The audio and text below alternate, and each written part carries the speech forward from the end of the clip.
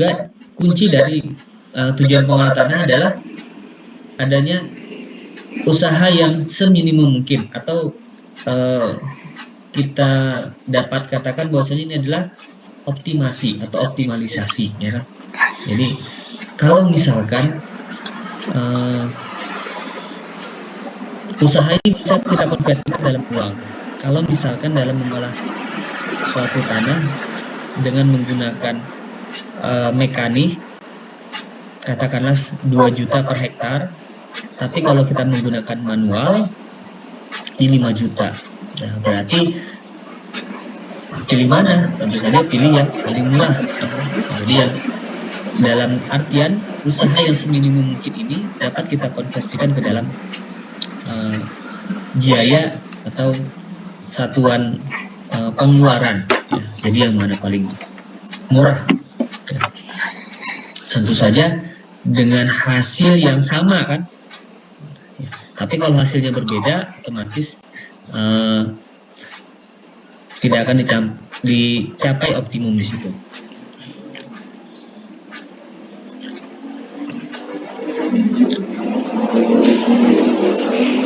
Itu tujuan umum dari pengolahan tanah. Ada tujuan khusus dari pengolahan tanah, tentu saja ini ditujukan untuk artinya spesifik ya, untuk budidaya komoditi tertentu atau tanaman tertentu. Tidak semua. Ya, misalkan ini, yang pertama menciptakan struktur tanah yang dibutuhkan untuk persemaian atau tempat tumbuh benih. Kalau misalkan tanahnya sudah strukturnya baik ya, mungkin tidak diperlukan pengolahan tanah. Kalian mungkin pernah mendengar yang namanya TOT ya, atau tanpa budidaya TOT ya, budidaya tanpa olah tanah. Jadi atau minimum tillage ya, pengolahan tanah minimum seperti itu. Jadi ada yang 1 kali bisa cukup ya. Kenapa harus 2 kali kan seperti itu. Jadi kapan kita melakukan pengolahan tanah kedua? Ya, ini tergantung dari kebutuhan. Seperti itu. Intinya kalau struktur tanah yang dibutuhkan untuk persemaian ini sudah cukup, ya sampai situ saja. Ya. Kadang-kadang kalau cukup ditunggal, ya, berarti nggak perlu diolah. Nah, tanah yang padat diolah sampai menjadi gembur sehingga mempercepat. Tujuannya apa sih? Untuk mempercepat infiltrasi. Infiltrasi ini maksudnya air dari air hujan ya, tentu saja air hujan dari permukaan tanah ke dalam tanah, ya, sehingga mengurangi runoff. Kemudian yang kedua, memperbaiki sirkulasi udara atau aerasi, ya, dan meningkatkan penetrasi akar. Jadi perkembangan akar itu menjadi lebih baik ketika struktur tanah itu digembur. Ya. Nah, tapi kan ada dampak negatifnya juga dari pengolahan tanah ini. Jadi tanah itu ketika masih dalam kondisi alaminya, ya, dia memiliki pori-pori yang alami. Ya. Kemudian ketika kita olah, maka terjadi perusakan dari agregat tanah. Ya. Agregat tanah yang besar menjadi lebih kecil, lebih halus kan seperti itu. Nah, betul dia dapat meningkatkan infiltrasi, tetapi dalam jangka waktu yang pendek. Ya. Case ini bisa kalian lihat ya, bisa kalian punya tanaman dalam pot ya, kemudian kalian gemburkan sisi-sisinya itu di bagian permukaannya, kalian ya bolak-balik tanahnya ya, dan digemburkan, memang kan kelihatannya bagus kan seperti itu. Nah, kemudian ketika kalian menyiram air, lebih cepat airnya meresap ke dalam tanah, infiltrasinya lebih cepat. Nah, tetapi dampak negatif yang ditimbulkan, pecahnya agregat ini, rusaknya agregat ini menjadi ukuran yang lebih kecil, ini dapat menyumbat pori-pori, ya, menyumbat pori-pori pada tanah lapisan atas. Nah, itu kita sebut sebagai kerak, pembentukan kerak atau crusting, surface crusting. Jadi kerak yang terbentuk di permukaan tipis saja dia, tidak tebal, tipis. Nah, ini berimplikasi tadi nanti infiltrasi akan melambat, Jadi seperti itu. Nah, artinya dampak yang didapatkan dari mempercepat infiltrasi ini dalam waktu yang pendek, tapi nanti lama kelamaan mungkin dalam hitungan misalkan 10 kali hujan, nah ini sudah rusak dia, sehingga pada hujan-hujan selanjutnya infiltrasi bahkan akan berkurang, ya. Seperti itu.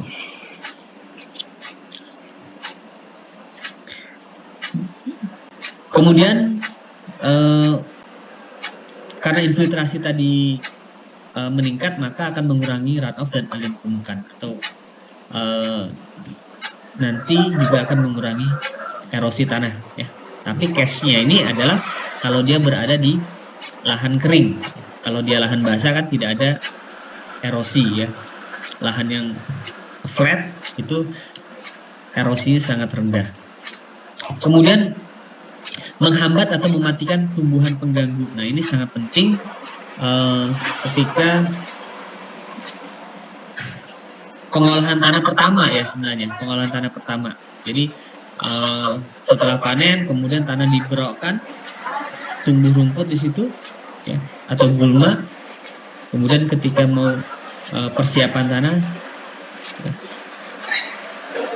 pengolahan tanah ini sambil membolak-balikan tanah, maka gulma tadi terbenam, rusak, patah, kan seperti itu, sehingga dapat menghambat atau mematikan gulma.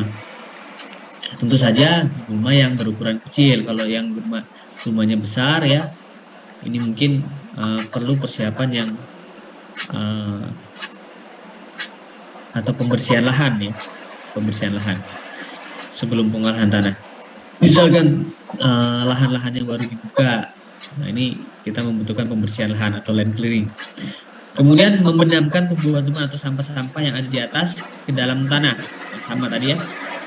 Kalau misalkan dia bekas, misalkan katakanlah tanaman jagung, ya, setelah jagung itu dipotong kan masih ada tersisa misalkan 20 cm sejengkal misalkan, ya, dari permukaan tanah.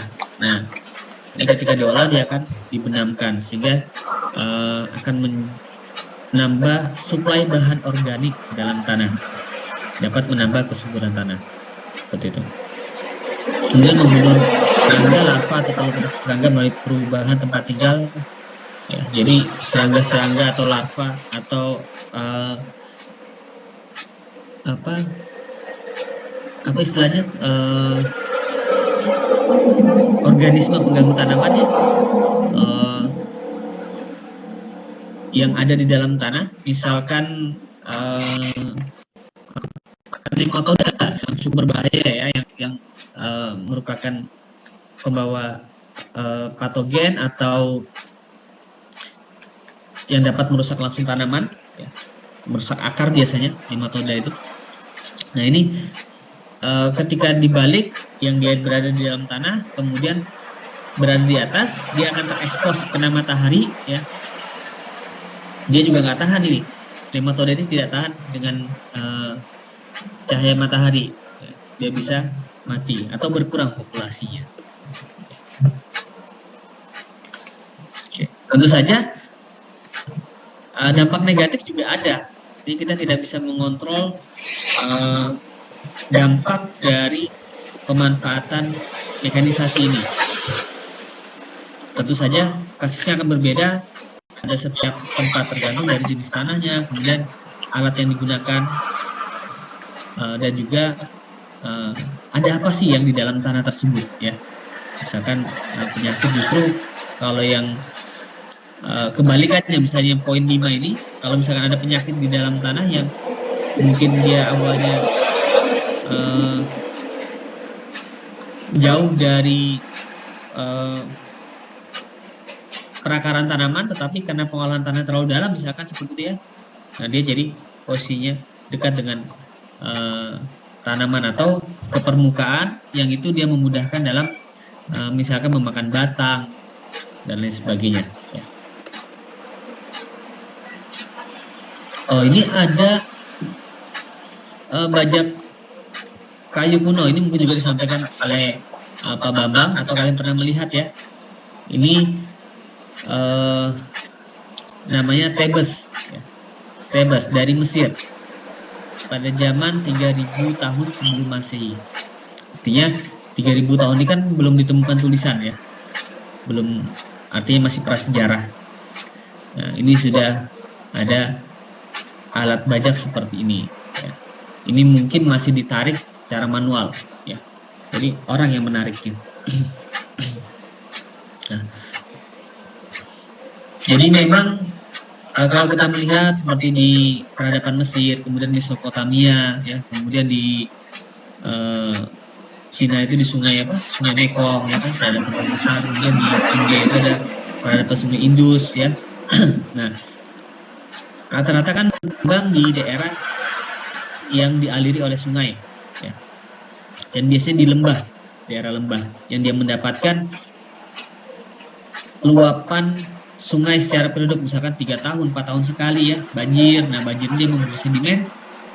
Yang material sedimen ini merupakan bahan-bahan yang baru yang kaya akan mineral, sehingga tanah itu cenderung lebih subur dibandingkan tanah-tanah yang berada di atasnya. Dan kemudian yang kedua, daerah-daerah ini merupakan daerah yang beriklim lebih kering dari tempat kita ya, sehingga memang ketersediaan air itu ya berada di sekitar aliran sungai. Nah, itu subur. Jadi mereka mungkin dengan alat ini cukup ya. Dengan alat ini cukup, kemudian dan lahan yang diolah pun tidak terlalu luas karena memang kebutuhan akan pangan penduduk juga belum banyak pada saat itu. Nah, kemudian semakin berkembangnya waktu ya, ini pada abad ke-16 artinya cukup jauh. Sebenarnya juga sebelum ini masih di abad-abad mungkin abad pertama, abad kedua ya, sudah alat ini tentu saja sudah ditarik oleh binatang ya. Sudah ditarik oleh binatang dengan ditemukannya misalkan adanya roda ya. Roda itu kan sudah ada. 500 tahun sebelum Masehi juga sudah ada roda itu ya. Kemungkinan juga sudah ditarik binatang. Alat yang pertama. Kemudian alat yang kedua ini lebih kompleks lagi alatnya ya.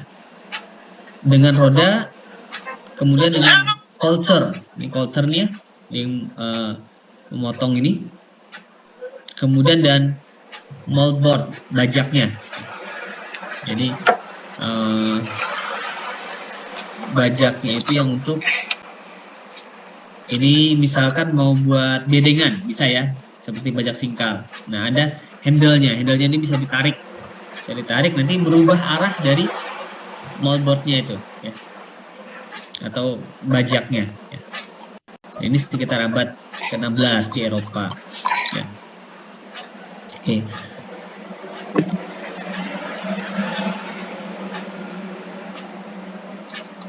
Ini sudah sangat membantu alat-alat ini ya,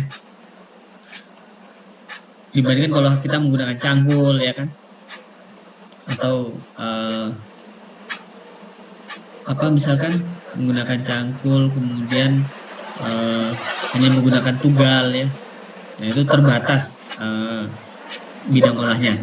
Kemudian proses pengolahan tanah yang melibatkan faktor-faktor seperti alat, seperti tadi alat bajaknya moldboard ya, pengaturan alat ya, tuas misalkan ya. Handle, kemudian dan tanah akan terlihat selama alat tersebut bekerja pada tanah ya. Jadi alat pengolah tanah ini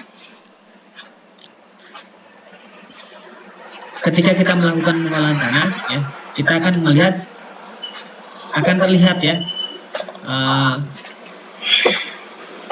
bagaimana bekerjanya alat itu, antara alat, pengaturan alat dan tanah, interaksinya akan terlihat ya.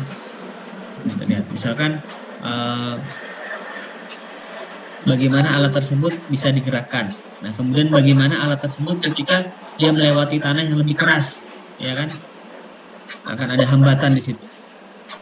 Nah, kemudian atau tanah yang lebih basah, ya, lebih basah, lebih lengket, ya,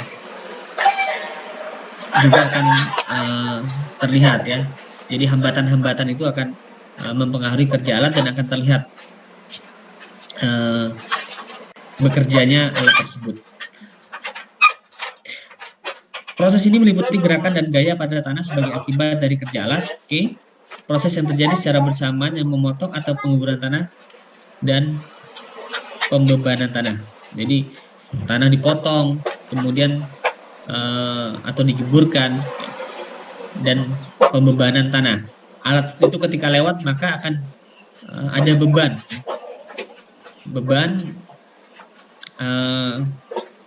tekanan, ya, tekanan. Bisa kita lihat kalau pada benda padat itu tekanan P sama dengan luas permukaan.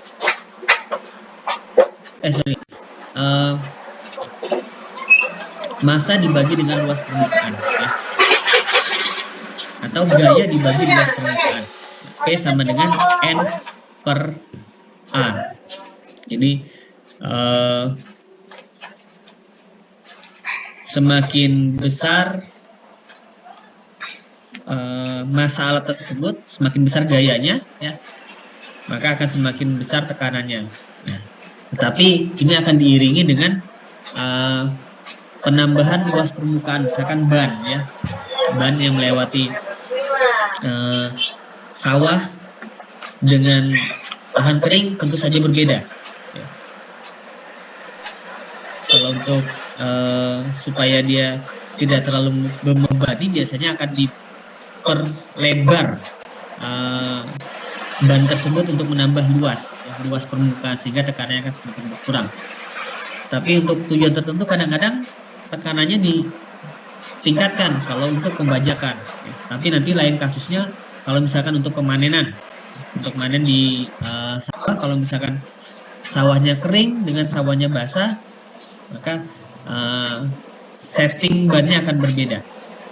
Tapi dalam kasus pengolahan tanah, biasanya kondisi tanahnya masih basah atau macak-macak, ya, sehingga ada standar sudah berapa lebar dari ban supaya alat itu bisa masuk, ban bisa masuk, alat itu bisa masuk pada kedalaman lapisan bajak.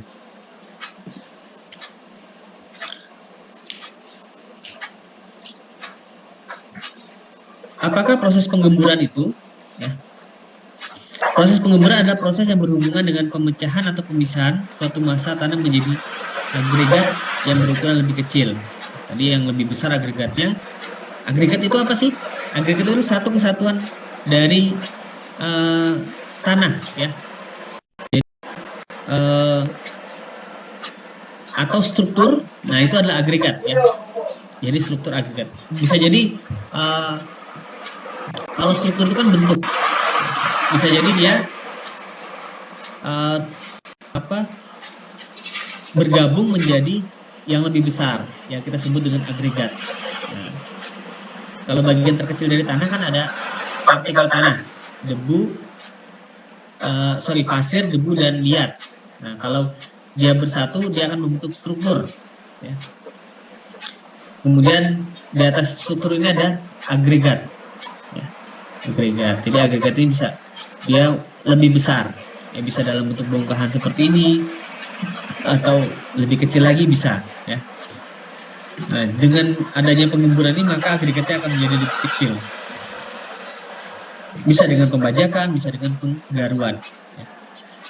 Proses pembebanan berhubungan dengan menaikkan sifat kekuatan tanah atau soil strength akibat lintasan roda atau land rollers dan sebagainya.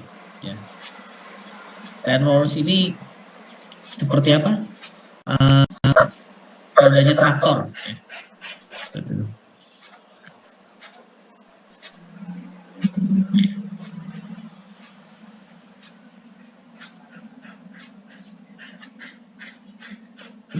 Tine dan bajak atau tine dan bajak. Nah, alat tine mewakili kelompok alat dengan bentuk sederhana dengan ukuran dan fungsi tertentu.